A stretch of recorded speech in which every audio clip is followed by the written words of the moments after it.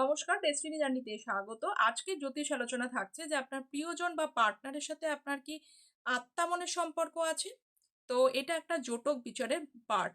জোটক বিচার মানে শুধুমাত্র 36টা পয়েন্টে কতগুলো পয়েন্ট আপনার মিললো সেই বিচার করে কিন্তু রাজজোটক বা ম্যারিটাল লাইফে how much you get stability in your marital life কখনোই কিন্তু বিচার করা যায় না। ম্যারিটাল লাইফের ভালো মন্দ বিচারের জন্য অবশ্যই কিন্তু মেল ফিমেল হরোস্কোপটা কিন্তু আলাদা আলাদাভাবে বিচার করা প্রয়োজন। তো যারা চ্যানেলে নতুন আছেন তারা প্লিজ চ্যানেলটা সাবস্ক্রাইব করে পাশে থাকবেন। পার্সোনাল যোগাযোগের জন্য কমেন্ট সেকশন চেক করবেন, সেখানে মেল আইডি দেওয়া থাকে। তো আত্মা মনের সম্পর্কটা কিরকম ভাবে হয় একটা উদাহরণ সহকারে আলোচনা করি। সান হলো আত্মার কারক, মুন হলো মনের কারক, চন্দ্র। যদি মেল হরোস্কোপে সান এরিস বা মেষ রাশির ঘরে থাকে এবং ফিমেল হরোস্কোপে চন্দ্র যদি লিও বা সিংহ রাশির ঘরে থাকে এবং এখানে দেখা যাচ্ছে ট্রাইন অ্যাসপেক্ট তৈরি করছে, ট্রাইন অ্যাসপেক্টকে কিন্তু অবশ্যই শুভ সম্পর্ক ধরা হয়।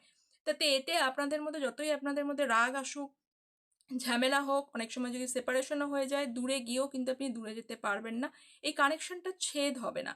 এবং সেখানে আপনি একটা আত্মা মানে একটা এমন একটা কানেকশন বা ফিল করবেন যাতে আপনাদের মনের মধ্যে সবসময় জুড়ে থাকবেন। এটাই হলো আত্মা এবং মনের সম্পর্ক।